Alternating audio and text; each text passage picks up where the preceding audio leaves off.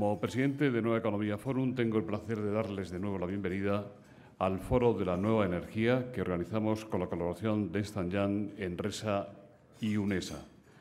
Hoy tenemos el placer de recibir en esta tribuna a don Javier Anta, presidente de la Asociación de la Industria Fotovoltaica, ASIF.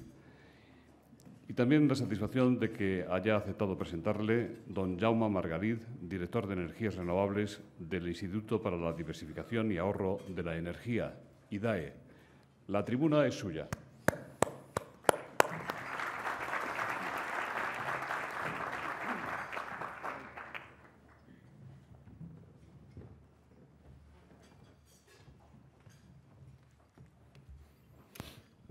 Bien, buenos días. Cuando Javier Anta me pidió que hiciera una breve presentación previa a su intervención hoy aquí en el Foro de la Nueva Energía, tuve una agradable sorpresa y realmente me apetece mucho estar hoy aquí con todos ustedes y, si me permiten, les contaré por qué. Con Javier siempre hemos trabajado bien, a pesar de haber tenido opiniones distintas en el pasado. Seguramente también las tenemos hoy y espero, Javier, que las tengamos en el futuro. No por el hecho de tener opiniones encontradas, sino para que podamos continuar en la brecha intentando cumplir el sueño de los precursores del desarrollo de las energías renovables, que hace ya 40 años pensaron que teníamos que evolucionar hacia un nuevo sistema energético más seguro, más limpio y más justo. El talante de Javier y su voluntad de ser positivo en cualquier circunstancia ha hecho más fácil mi trabajo en los 4 años que llevo en el IDAE. Hoy corren días muy complicados con el sector fotovoltaico y seguramente Javier nos ilustrará al respecto en su intervención. Pero incluso en estos momentos, Javier ha mostrado una voluntad de acercamiento y de entendimiento que yo le reconozco. Y entiendo que él también reconoce el carácter constructivo y la voluntad de acuerdo que yo personalmente y que el IDAE en su conjunto hemos tenido en la relación con el sector de la energía solar fotovoltaica. O al menos así interpreto su deseo de que yo le presentara en una ocasión tan especial para él como es su participación en el Foro de la Nueva Energía. Creo que Javier es una persona ya muy conocida en el sector energético, pero por si acaso algunos de ustedes no le conocen, les diré que es ingeniero industrial por la Escuela Técnica Superior de Ingenieros Industriales de Madrid, que amplió sus estudios en la Universidad de Penn State y en el IES, participando en másteres conjuntos con la Universidad de Stanford, etc. En el plano profesional, Javier Anta tiene una larga trayectoria en el sector de la energía solar fotovoltaica, habiendo sido consejero delegado de BP Solar España desde el 92 al 98, fue el responsable también operacional de todas las fábricas del Grupo Mundial BP Solar y fue también director general de Astra Solar, una joint venture entre Astro Power y Atersa. Pero también ha trabajado en otros sectores de la energía convencional y nuclear por su paso por distintas ingenierías como SENER e INITEC. Pero Javier Anta interviene hoy en este foro en buena medida por ser el presidente de la Asociación de Industria Solar Fotovoltaica, ASIF, una asociación privada sin ánimo de lucro fundada el 17 de abril del 98 por Atersa, BP Solar y Sefotón. Con los antecedentes que acabo de mencionar, es evidente que Javier tuvo mucho que ver en la creación de esta asociación. ASIF, que tiene actualmente 489 socios, o aquí Javier me corregirá, por si no tengo los datos actualizados, es un foro de encuentro de empresas que desarrollan actividades relacionadas con la energía solar fotovoltaica en el Estado español para colaborar en la promoción y desarrollo de la fotovoltaica, representar a los asociados ante las distintas administraciones, compañías eléctricas y otras entidades públicas y privadas, promover la calidad de instalaciones y el buen hacer de las empresas del sector, entre otras. ASIF agrupa empresas de distintos ámbitos relacionados con la tecnología fotovoltaica, como son fabricantes, instaladores, distribuidores, promotores, productores, ingenierías, consultoras, centros tecnológicos, centros de formación, empresas de servicio, etc. Ya que en Javier tenemos un enlace directo con el sector fotovoltaico y en la magnífica audiencia que hoy asiste a este acto al conjunto del sector energético y de la sociedad, aprovecharé, si me permiten, antes de dar la palabra a Javier, para hacer un breve comentario personal sobre el sector, pues no quiero desaprovechar la magnífica ocasión que se me ha brindado para lanzar un mensaje de confianza en el futuro de las energías renovables en general y de la solar fotovoltaica en particular. El camino hacia las energías renovables que se inició en este país hace unos 30 años es un camino de no retorno, y no por razones de tipo ideológico o axiomático, sino por la pura fuerza de la razón, puesto que España es muy rica en energías renovables, porque los precios de las energías convencionales tendrán una tendencia claramente alcista en el futuro y los de las renovables a la baja, porque nuestro desarrollo como sociedad depende en gran medida de la disponibilidad de energía en buenas condiciones de calidad y precio. España ha recorrido un largo camino en el desarrollo de las energías renovables. No ha sido un camino fácil ni exento de desajustes que ha habido que corregir. Algunas veces se han producido desvíos a la baja y no se han alcanzado los objetivos. Y otras, como en el caso reciente de la fotovoltaica, se han sobrepasado con creces. Y también, como en otras veces, se han tomado decisiones para corregir esta situación. Más allá de la opinión que tengamos cada uno de nosotros sobre las medidas tomadas, creo que deberíamos estar de acuerdo en que había que corregir el tiro para poder plantear en mejores condiciones un nuevo salto hacia el futuro en el que las energías renovables, y en concreto la energía solar, tendrán un papel protagonista. Si en la primera década de este siglo ha sido la de la eclosión de la energía eólica, estoy firmemente convencido de que está muy próxima a iniciarse la era de la energía solar.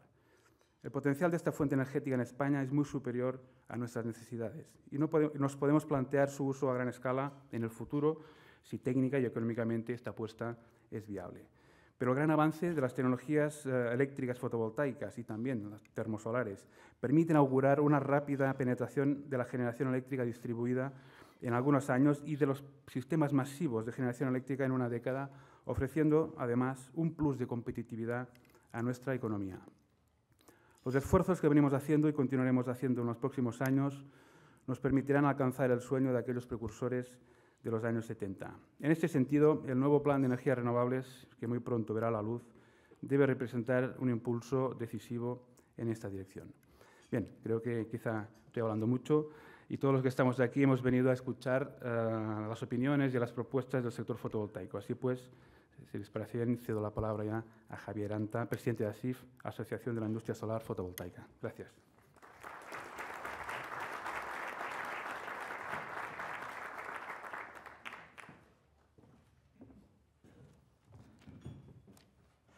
Jaume, muchísimas gracias por esas amables palabras. Gracias al Nueva Energía Forum y a los patrocinadores que me permiten estar aquí. Agradezco mucho la invitación. Para mí es un honor y pienso que es un reconocimiento a la tecnología fotovoltaica el haber invitado a este evento a un miembro de su comunidad. A todos ustedes les agradezco la presencia y por adelantado les agradezco la atención que les ruego durante los próximos 20 o 25 minutos. Lo más difícil de estas intervenciones es estructurar adecuadamente el mensaje. Cómo se empieza, cómo se desarrolla una serie de temas para conseguir un propósito. Por si no estoy muy inspirado, yo les voy a decir directamente cuál es el propósito que tengo. Y el propósito que tengo es que ustedes desayunen agradablemente y que salgan de esta sala apreciando a la fotovoltaica más de lo que lo hacían, poco o mucho, al entrar. Y voy a empezar desde el principio, y no es una cuestión retórica, es que voy a empezar desde el principio porque les voy a pedir un esfuerzo de imaginación y que piensen ustedes en los hombres y mujeres de las cavernas, aquellos primeros homínidos. Aquellas personas necesitaban energía para tener calor en su cuerpo, mantener su temperatura corporal y para moverse, lo cual les facilitaba trabajo, defensa, etc.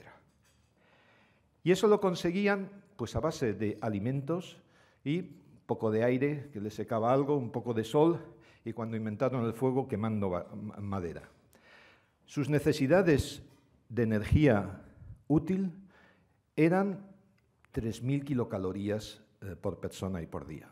Las necesidades de la humanidad en aquellos tiempos pues era 3.000 kilocalorías por persona por día multiplicado por el número de Homo sapiens que hubiera.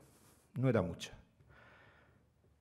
Con el desarrollo de la humanidad, las necesidades de energía útil han aumentado. Actualmente las necesidades de energía útil son ingentes y seguirán creciendo por la incorporación al trabajo eficiente y al confort de miles de millones de habitantes que ahora no lo disfrutan. Porque recordemos que en el mundo hay más del 50% de sus habitantes que sufren malnutrición. Un índice clarísimo de que más del 50% viven en un déficit de energía útil. En España, esas necesidades de energía útil al año son del orden de 100 millones de toneladas equivalentes de petróleo.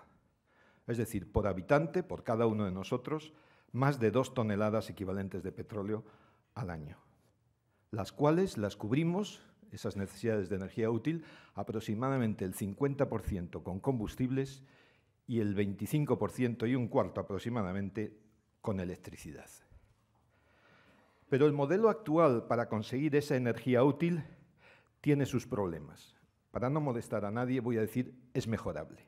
En efecto, algunas tecnologías, algunas se les agotará su fuente primaria, tarde o temprano. La contaminación de seguir el business as usual nos preocupa y cada día más. Y desearíamos encontrar alternativas que facilitaran el acceso a un nivel digno de energía útil a quienes, como hemos visto ahora, no tienen la suficiente cantidad para una vida digna, incluso para la salud.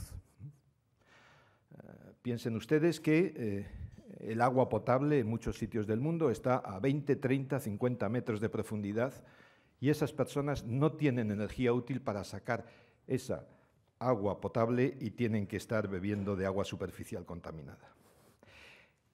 En este contexto, el disponer de cualquier tecnología que proporcionara una forma fácil de tener energía útil, que se pudiera conseguir en cualquier parte del mundo, que tuviera una fuente inagotable, que lo hiciera de forma respetuosa con el medio ambiente y a precios razonables, sería un objetivo muy ambicionado. Les voy a pedir otro esfuerzo de imaginación. Les voy a pedir que piensen que se ha descubierto una tecnología que consiste en un pequeño aparato doméstico, de tal forma que cuando se le mete por un extremo agua del grifo, por el otro sale gasolina. Una gasolina que es igual que la otra, pero con la peculiaridad que solamente tiene las propiedades de gasolina cuando hay sol. El resto del tiempo no funciona. Y en este ejemplo, que yo entiendo que es muy fantasioso, el litro de esa gasolina que viene del grifo hace 10 años costaba 10 euros por litro. Hace 5 costaba 5 euros y ahora cuesta 2 euros por litro. Y a este paso, dentro de 2 o 3 años, costará 1,2 euros por litro. Es muy fantasioso. Y alguien puede decir, bueno, sí, pero es que la gasolina del surtidor normal que hay ahora, la mitad son impuestos. Bien, quien tuviera este aparatito podía decir, bueno, pues me espero 5 o 6 años y a este paso esta tecnología me costará 0,6 y yo también podré pagar los impuestos. Y me seguirá valiendo la pena usar el agua del grifo. Sería indudablemente una forma revolucionaria de obtener gasolina.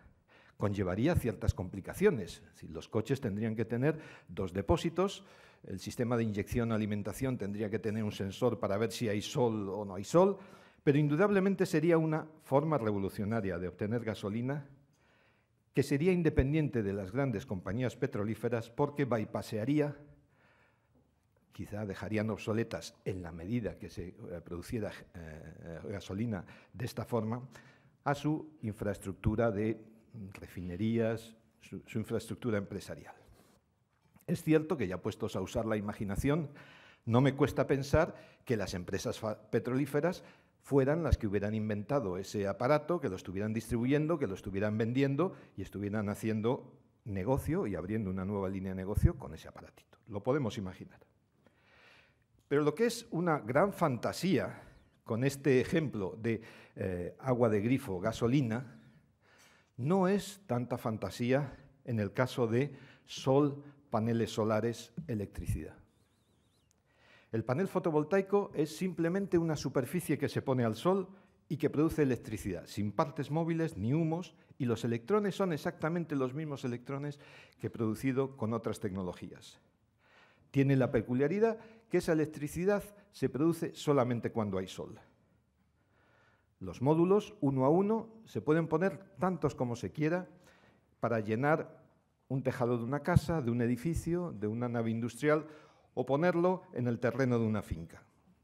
Tantos paneles como se necesite, se puede poner con mucha facilidad.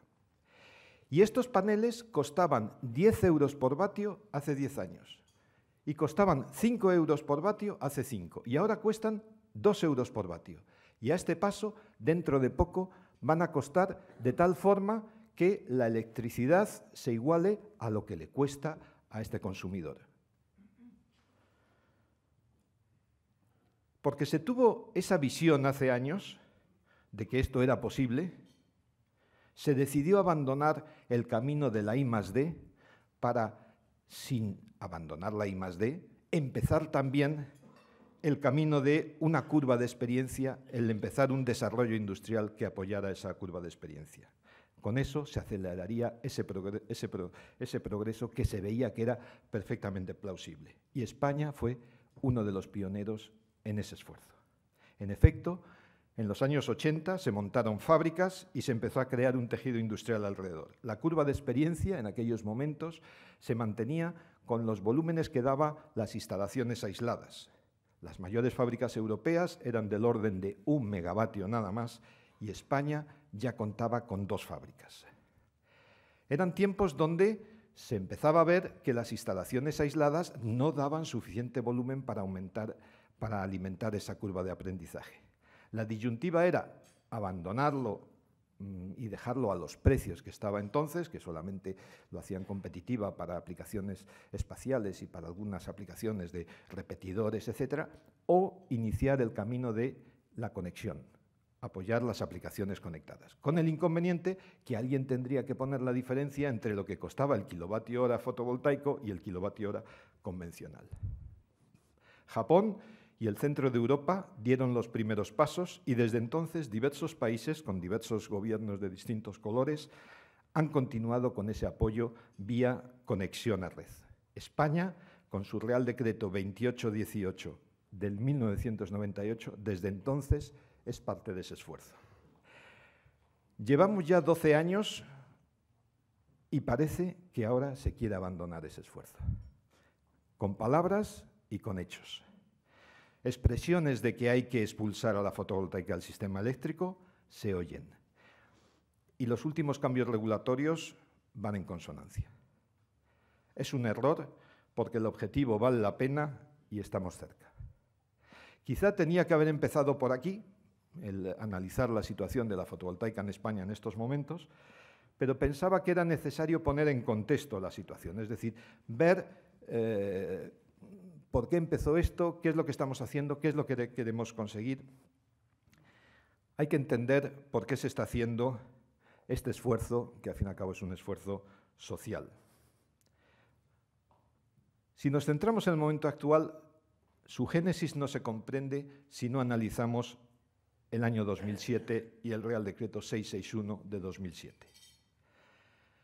Con la planificación que se tenía en la década pasada, el Plan de Energías Renovables 2005-2010, se quería alcanzar 400 megavatios a finales de la década. Es decir, ahora, en enero-febrero de 2011, deberíamos de tener 400 megavatios. En aquellos momentos, la tarifa que se ponía en el 661 se pensaba que era ligeramente alta. Todos pensábamos que era ligeramente alta. El Gobierno también. Pero se quería apoyar el desarrollo industrial, se quería afianzarlo y se quería asegurar el cumplir ese objetivo de 400 megavatios en el 2010. En esos momentos, a todos nos parecía un objetivo muy, muy difícil. Hay que tener esto en cuenta. Sin embargo, las circunstancias de los meses siguientes, en las que podemos incluir la financiación abundante, hubo una reunión unos meses antes de terminar el plazo de este Real Decreto, donde los bancos españoles decían, no, es que no hay dinero para hacer tanto. Pues hubo dinero. En esa misma reunión, los grandes fabricantes decían, es que no va a haber paneles para hacer tanto. Los hubo. Hubo una llegada masiva de material de importación de una serie de nuevas fábricas en el extranjero, sobre todo en el Extremo Oriente. Otra circunstancia es la sencillez de la tecnología que permite en pocas semanas hacer potencia equivalente a grupos de centrales nucleares. Y hubo también una carrera para terminar los proyectos antes de la fecha tope que acabara esa tarifa, como hemos dicho, ligeramente alta. Todo eso hizo que superáramos la planificación y yo tengo aquí escrito el mismo calificativo de Jaume, con creces. En efecto, tenemos ahora casi 10 veces más de lo que estaba planificado tener. Pero aquí debo decir que el sector no es el responsable de esta desviación.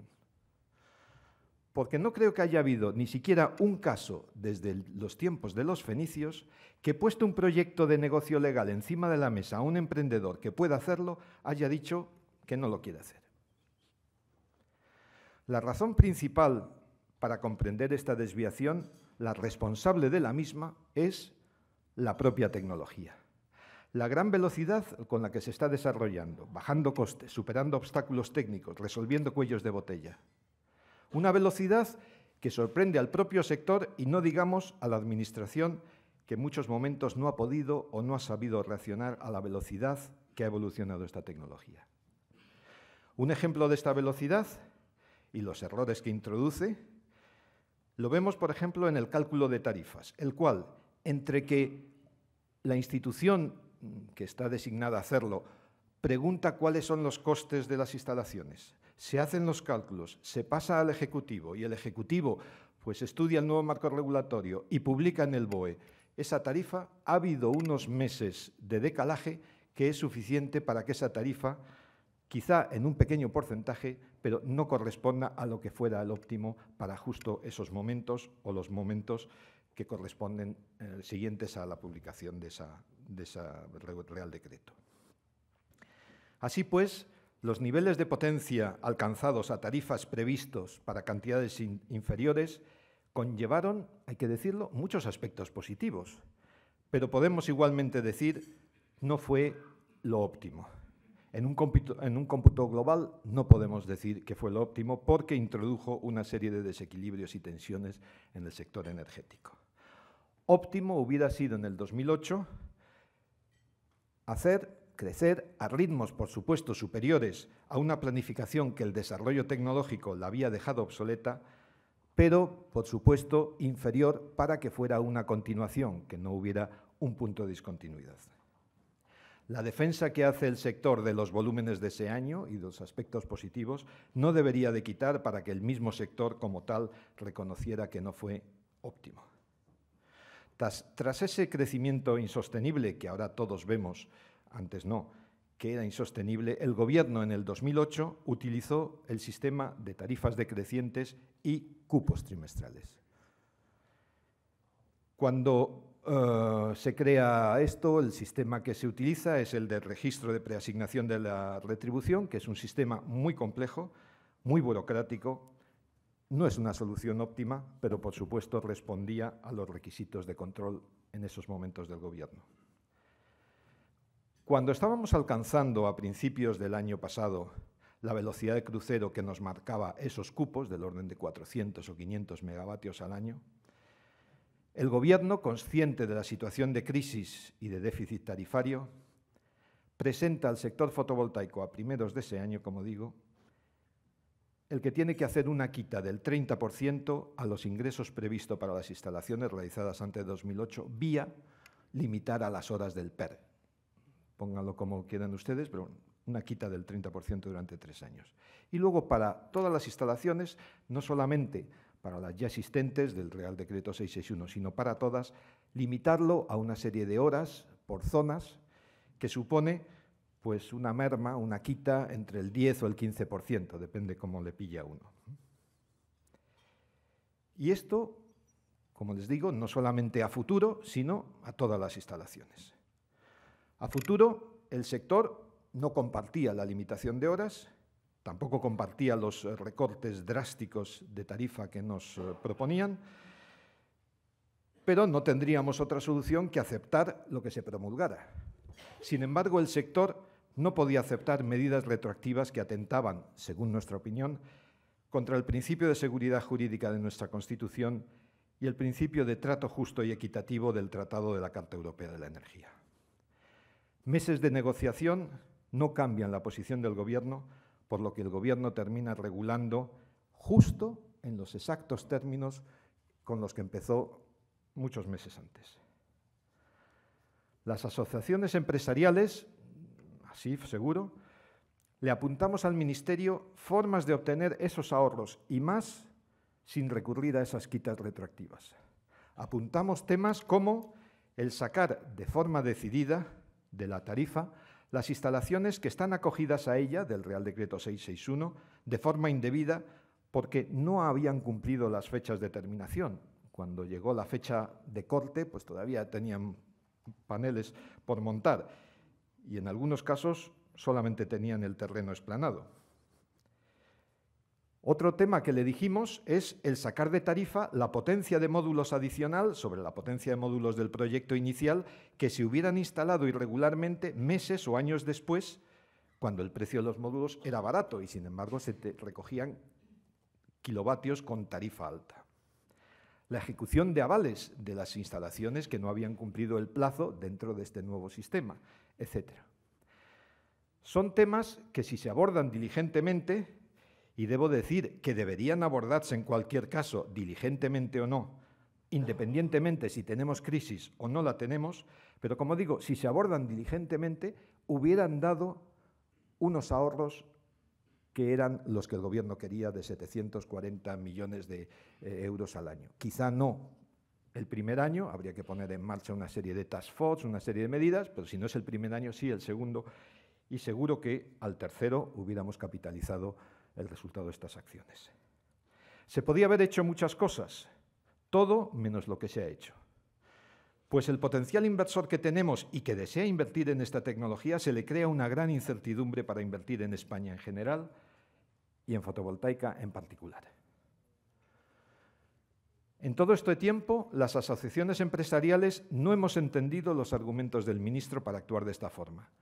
Y parece que la Unión Europea, por las declaraciones últimas del comisario Oettinger, tampoco. Las asociaciones fotovoltaicas tampoco hemos entendido que no estemos siendo tratados de forma similar a otras tecnologías hermanas.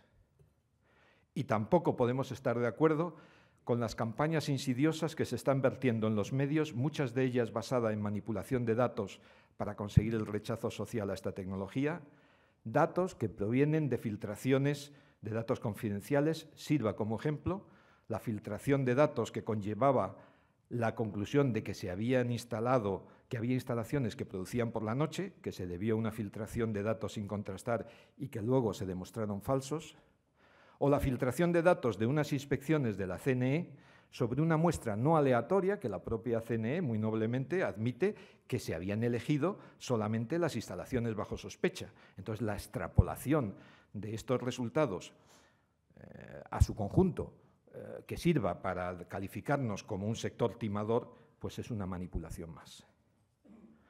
En este tema yo les quiero decir que habrá empresarios en el sector que no tienen inconveniente en actuar irregularmente, pero pienso que el porcentaje será similar al del resto de sectores. Si ese porcentaje es, pongamos, es alto, pero bueno, pongamos de 0,5% y hay más de 50.000 instalaciones, habrá 250 instalaciones irregulares. Si una tecnología tiene 50, se aplica el porcentaje y resulta que a lo mejor puede que no tenga ninguna instalación irregular. Por ejemplo, pues los eólicos, pues puede ser. Pero si yo les digo que si hay miles de tenderos en los mercados municipales españoles o hay miles de estaciones de gasolina, yo creo que se le puede aplicar perfectamente ese porcentaje y ojalá sea menos y seamos un país con un menor porcentaje. Pero la fotovoltaica, todo lo que se exceda de ese porcentaje, vamos a decir, estadístico, y todo lo que sea coger un dato y extrapolarlo para llamarnos de todo, consideramos que es una manipulación. El resultado de esta situación es que hay un sector sorprendido, pues con esta actitud del Gobierno, con estas campañas. Es un sector que es importante en el sentido que nosotros fabricamos en España todos los componentes, todos los eslabones de la cadena de valor. Es una importante industria.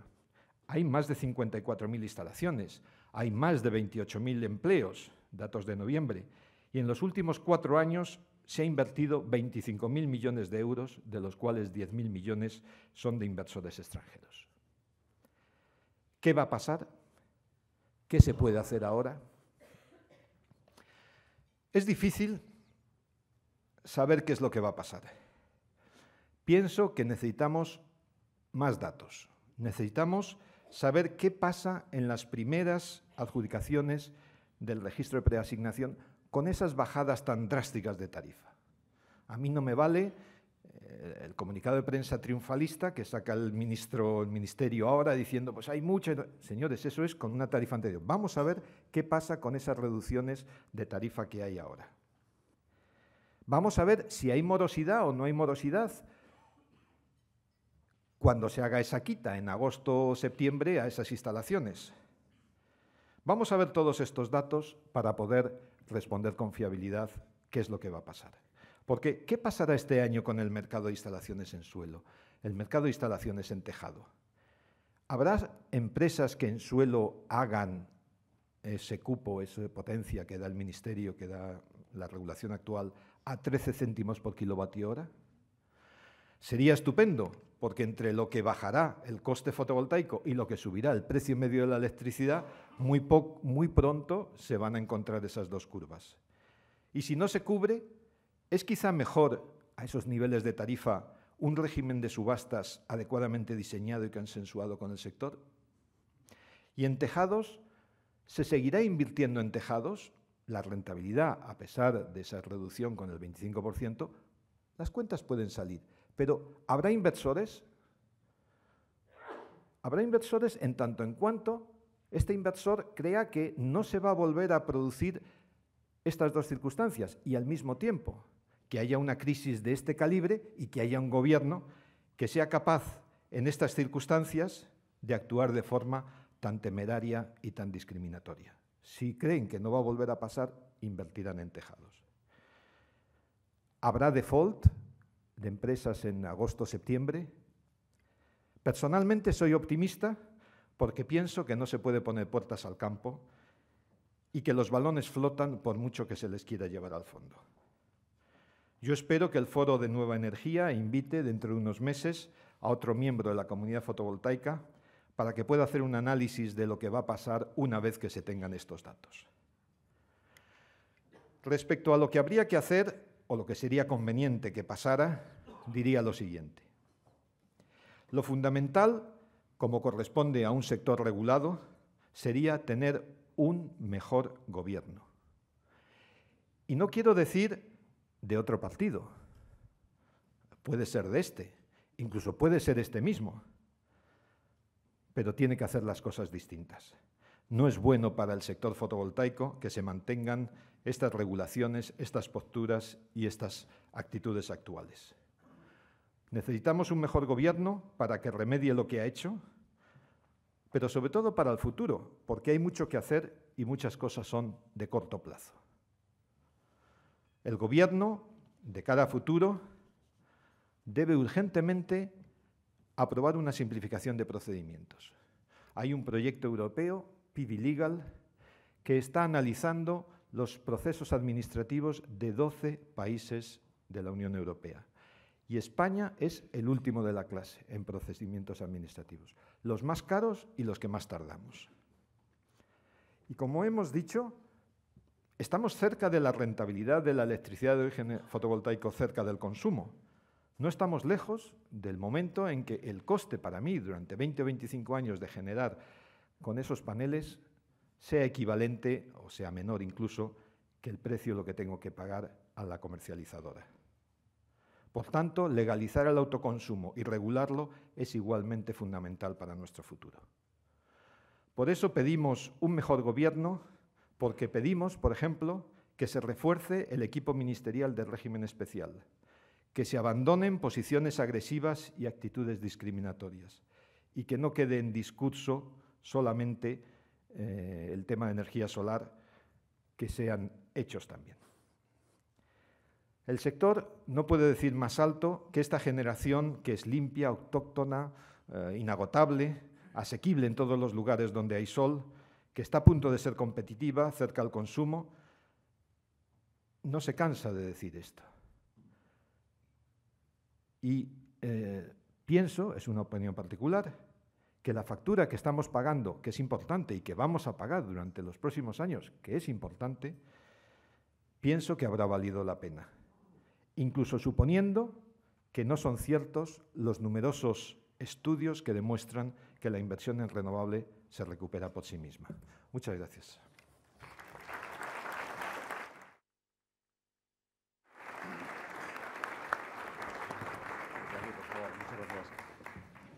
Muchas gracias, presidente. Pues ya al momento del coloquio, el moderador será don Ángel Boixadós, presidente de la Asociación de Periodistas de Información Económica. Buenos días. Bueno, vamos a ver, han llegado muchas preguntas, así que si las respuestas son breves y precisas podremos ir cubriéndolas todas. Bueno, vamos a ver, por ejemplo, don Juan José Rojo de Aquasol le hace la siguiente pregunta. ¿Quién va a invertir en un sector regulado como es la energía mientras estén en vigor las disposiciones del Real Decreto Ley 14/2010 que atacan la Constitución española al atacar la seguridad jurídica de las inversiones? A don Juan José le diré que efectivamente es muy difícil, pero hay muchos, factores positivos que empujan hacia esa inversión. Como he dicho antes, solamente una conjunción de circunstancias, yo creo que muy irrepetibles, pues puede hacer que la situación actual se vuelva a repetir. Bueno, aquí hay otra pregunta, pero esta es de distinto signo, de Antonio Muñoz, de Público. Dice, ¿ha tenido el Gobierno la valentía contra el fraude en el sector, la valentía que usted reclamaba hace unos años? No he entendido la pregunta. Si ha tenido, yo creo que es fácil, ¿no? Si ha tenido el Gobierno valentía contra el fraude en el sector, como usted reclamó hace unos años. Bien, yo pienso que no lo ha tenido de forma decidida. Creo que lo he indicado. Es decir, a mí me hubiera gustado y a la asociación que presido le hubiera gustado una forma más decidida de ir contra el fraude.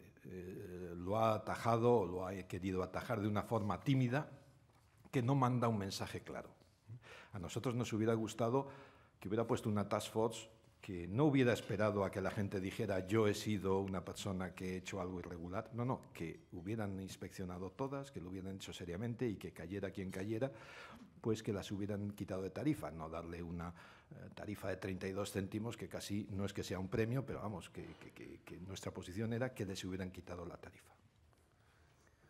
Esto, ¿reconoce usted que hubo exceso y descontrol o desorden en el montaje de plantas?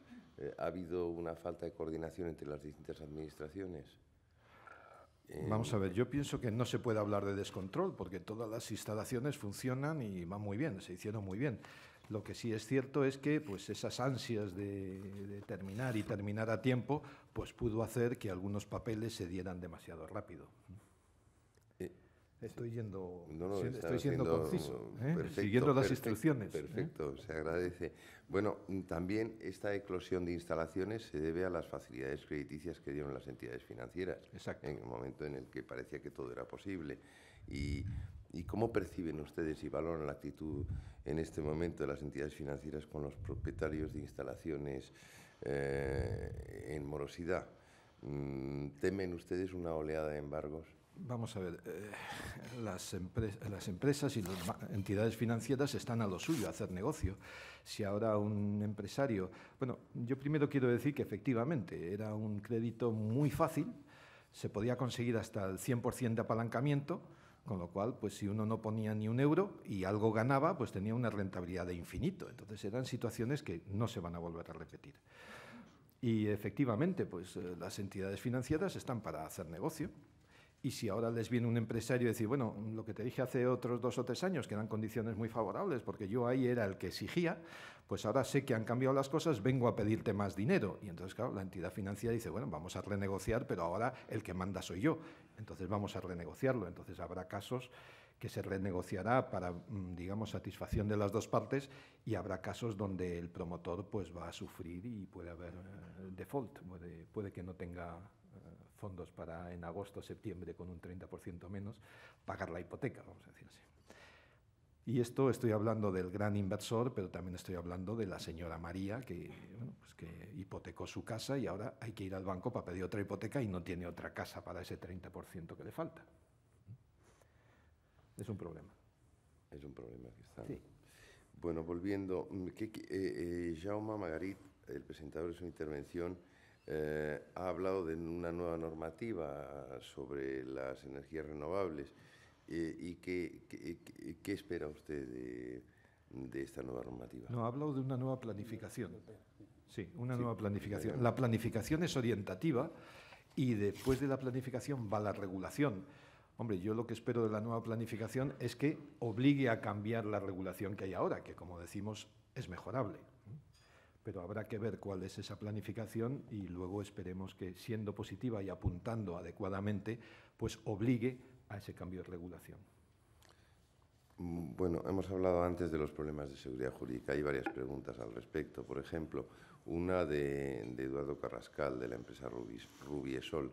¿Qué acciones legales concretas, etcétera, va a realizar el sector para rectificar las consecuencias negativas de la nueva legislación? Yo les puedo hablar de las que ha arbitrado la asociación que presido. La asociación que presido ha puesto un recurso ante el Supremo contra el 1565/2010. Nosotros no tenemos entidad, por ser una ley, de recurrir el Real Decreto Ley 14/2010, pero vamos a pedir a la Defensora del Pueblo, de hecho ya se lo hemos pedido, va a haber otra reunión el lunes, me parece, en la cual le vamos a pedir que sea ella la que recurra. Estamos pidiendo a los defensores del pueblo autonómicos que igualmente lo hagan. Pues no sé, quizá pueda haber 50 diputados que quieran hacerlo, entonces vamos a recurrir ese Real Decreto Ley. Lo que sí es que eso es el recurso para decir que el Tribunal Supremo diga que no es constitucional, que está mal hecho y que a partir de ese momento que se dicta sentencia y hay jurisprudencia, pues ya no aplique, digamos, esas limitaciones, etcétera. Pero lo que sí es verdad es que, primero, que puede ser que no se gane. Y segundo, que las quitas y las limitaciones, etcétera, hasta ese momento, si no se hace nada, pues uno lo pierde. Salvo que individualmente se vaya al Supremo y se reclame ese daño patrimonial. Bueno, pues nuestra asociación ha creado, junto con la firma de gran prestigio KPMG, porque es nuestro asesor legal desde hace años, una plataforma en la cual todos los individuos que quieran pueden reclamar ese daño patrimonial. Lo que pasa es que es un proceso muy complejo, porque, por ejemplo, a partir de agosto, cuando se hace esa quita del 30%, mes a mes hay que recurrir al Supremo y decir, oiga, que yo quiero que me devuelva de este mes esta cantidad, y hay que hacerlo pues con tantos meses y tantas personas que recurran. Por eso decimos a veces que esto obliga a unas miles de recursos ante el Supremo, que no queremos colapsar nada, pero es que no hay otra solución. Pero entonces, y esto es una de las preguntas que me llegan, ¿está coordinando ASIF las demandas de sus asociados? También, ¿cuál es la estrategia de ASIF en este contexto? Y usted habló de la comunidad fotovoltaica en términos generales. Hay un problema de representatividad en el sector, porque claro, por un lado se ve ASIF, por otro lado se ve la EFE, que ha cogido mucha fuerza y que representa la gran inversión del sector. ¿Están coordinándose? ¿Defienden los mismos intereses? Sí, bueno, son dos preguntas. A la primera pregunta yo diría que sí, que se está coordinando, pero lo está coordinando la propia KPMG, porque ahí ASIF pues no añadimos valor, seríamos simplemente un intermediario que pasáramos la información de un sitio a otro, ¿no? Y con respecto a la representatividad del sector, pues es cierto la situación actual. Venimos de una situación que durante años, pues prácticamente ASIF y junto con la sección fotovoltaica de APA eran las únicas asociaciones empresariales que representaban al sector. Lo que pasa es que a medida que el sector se hace grande, por ejemplo, la solución de ASIF, a algunas empresas o algunos intereses pues no les vale. ASIF es una asociación abierta, es una asociación democrática y es una asociación independiente. Entonces, bueno, pues esos principios en unos momentos determinados a una serie de empresas no les vale. Es decir, el que ASIF defienda la media del sector, pues hay algunos sectores que no le interesa, porque ellos tienen suficiente fuerza para hacer una asociación que a lo mejor tenga un presupuesto incluso mayor que el de ASIF y defienden algo que es específico suyo, que no es la media, porque es que la media a veces, digamos que la media de un instalador de Murcia y de un gran inversor, pues a lo mejor es una media que a ellos no les gusta, ¿eh? Y lo digo por la parte de arriba y lo digo por la parte de abajo, porque también a los instaladores dicen que esa media pues que no les gusta y se están montando asociaciones de instaladores. Y después los pequeños productores que esa media no les gusta. Bueno, pues ASIF quiere seguir siendo pues esa asociación que es la media. Y entonces quien encaje bien y quien no encaje pues tiene su derecho a que su voz se oiga independientemente. Perdón, que a lo mejor este modelo no lo he entendido bien. Entonces, ¿en ASIF están los instaladores y los pequeños No. En ASIF, productores? como digo, está abierto. Es decir, hay grandes promotores, yo puedo mencionar aquí algunos, pero no quiero hacer propaganda. Hay grandes fabricantes, están muchísimos, si no todos los fabricantes de inversores, que ahora tienen el problema de la legislación de huecos de tensión, etcétera. Hay promotores, hay productores, hay centros tecnológicos, pues prácticamente todos los centros tecnológicos en España están aquí, hay firmas de abogados, de seguros. Es una asociación abierta y todas las empresas que trabajen en fotovoltaica y tengan CIF español, pues son bienvenidos en ASIF. ¿Y se coordinan las distintas asociaciones? Nos coordinamos, sí. Nos coordinamos y ustedes? sobre todo nos coordinamos las 3 asociaciones empresariales que no estamos, pero que podíamos estar en la COE, como es APA, como es ASIF y como es la Asociación Empresarial Fotovoltaica. Es cierto que en este trío pues hay otras nuevas asociaciones que quieren estar. Yo personalmente pienso que hay que hacer un corte, porque si no va a ser un poco, vamos a despistar. Y es como, claro, es como las bodas. Uno tiene que cortar pues en los primos segundos o en los tíos primeros. Y es que si no, pero no son la boda se nos llena. Perdón, ¿no son muchas voces para un único sector? Bueno, pues todos los a mí me sectores parece tienen una sola voz, ¿no? muy normal. Yo no tengo nada en contra, porque lo dice la Constitución. Lo que sí es verdad es que la mejor opción es una asociación. La segunda mejor opción son varias asociaciones que nos llevamos bien, que es el caso que estamos ahora, y la tercera opción, que es la peor, son muchas asociaciones que nos llevamos fatal. Afortunadamente no estamos en esa tercera opción. Bueno, vamos a intereses comunes del sector. Otras preguntas que me llegan, por ejemplo, ¿cómo interpreta usted un gobierno que alumbra un sector y a los 3 años lo fagocita? Y en este mismo contexto, otra pregunta, ¿son ustedes víctimas de esto que se llama el optimismo antropológico del presidente del Gobierno, que soñaba con que España fuera el campeón de las renovables y diera lecciones al mismísimo Barack Obama? Bueno, aquí yo le rogaría a esa persona que no me tirara de la lengua, ¿no? Bueno, pero usted está en esta tribuna para hablar. Hombre, yo aquí lo que diría Confianza. es lo que he dicho, porque yo, como les decía, quiero que desayunemos tranquilamente. Yo creo que lo que necesitamos es un mejor gobierno, porque efectivamente ha habido cosas mejorables, y una de ellas pues es hasta cierto punto la falta de coherencia entre el discurso, que creo que también lo he dicho, y lo que son los hechos. Y me gustaría dejarlo ahí. Vamos a ver, Consuelo Criado de la agencia Servimedia, luego volvemos a este tema porque es recurrente.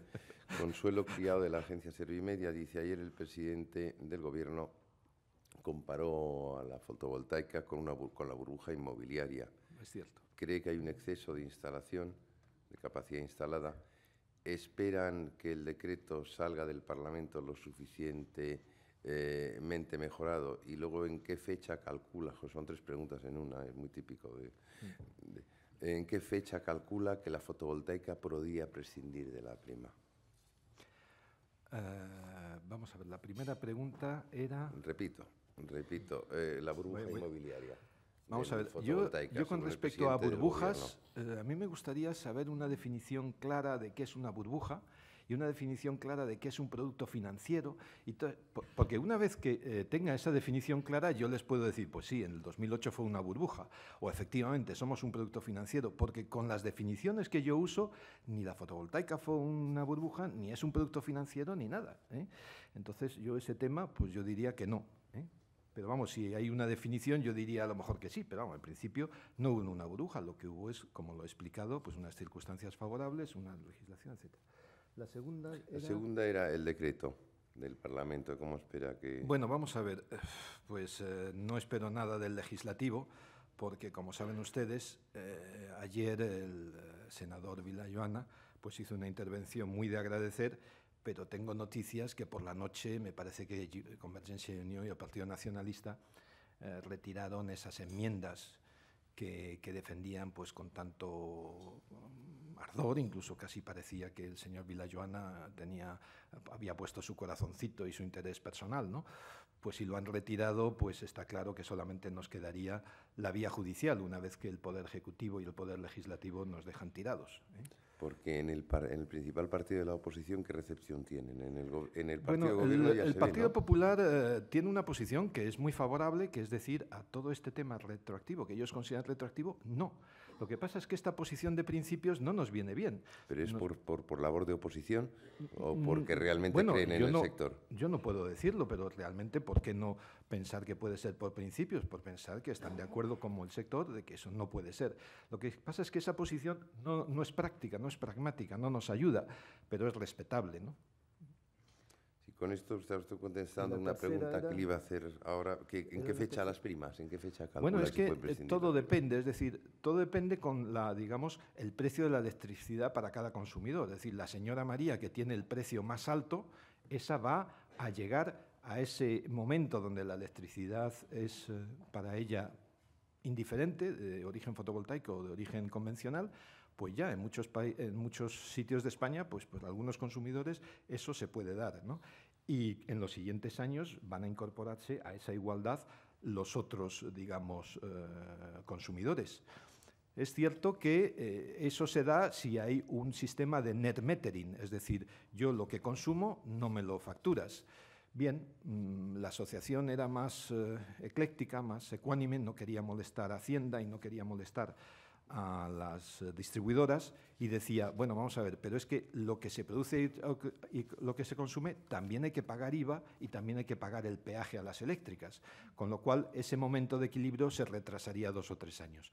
Pero estamos hablando, para muchos consumidores, ya de esta década, donde ya nos independizaríamos de la tarifa fotovoltaica, por lo menos en tanto en cuanto sean, digamos, intensidades que se generan y se consumen, lo cual sería un avance. Pero para eso, lo primero, como he dicho, tiene que legalizarse el autoconsumo y tiene que regularse.